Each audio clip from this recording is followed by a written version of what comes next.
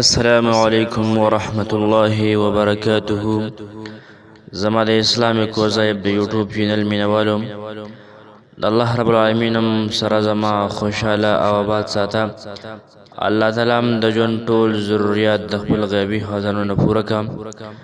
زه نن تاسو سره مخاطب یم د یو داسې وظیفې سره چې دا ډیره مبارک او عظیم الشان وظیفه ده.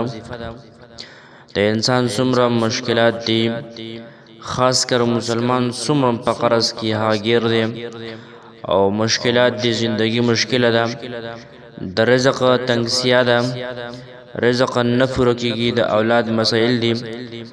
نو د هغې دپاره علماو ډېره مبارکه وظیفه ښودلې ده.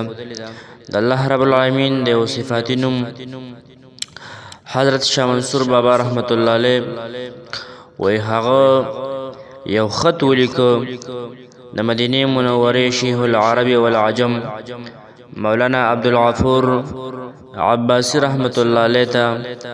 اوس وفات شوی هم دی او په جنت البقیع کې د عثمان غني رضی الله تعالی عنه د هغه په پهلو کې دفن دی. ډېر مبارک او لوی زبرګ د زمانې تیر شوی دی. هغه ته وایي حضرت زه درس تدریس سره وابسته یم، په درس باندې پیسې هم زه نه اخلم، لږ معاشي مشکلاتو سره مخامخ شوی یم. د دې دپاره یو داسې مزیدار او مجربه وظیفه وښایم. مولانا عبدالغفور عباسی رحمه الله تعالی ورته د یا مغنیو خط وښودم.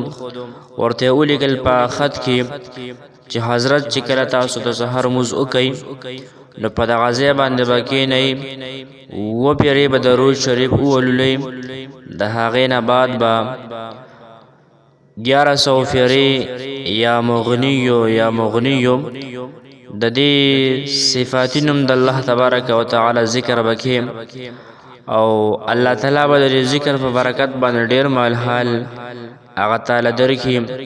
شاه منصور بابا رحمت الله علیه به فرمایل وایي لږې ورځې تېرې شوې وي چې د هغې نوم د هغه ذکر برکات ما په دې خپلو سترګو باندې ولیدل او ډېر مال حال الله تعالی چې کوم دی هغه مال راکړم.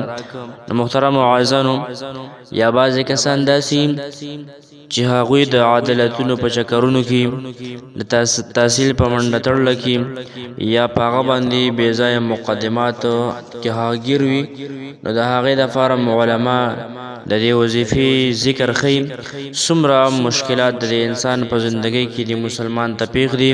نو د هغې دپاره هم دغه وظیفه ده. که د څوک په اخلاص او اهتمام سره دا وظیفه کوي، اووه پیرې درود شریف، بیا 11 پیرې چې کوم دی یا مغنیو، بیا 11 پیرې چې کوم دی درود شریفو، نو الله تعالی به د مؤمن مسلمان د تمامو مشکلاتو نه، د تمامو بیمارونو، د تمامو قرضونو نه او د اولاد چې څومره مسایل دي الله تعالی به تې امان کی.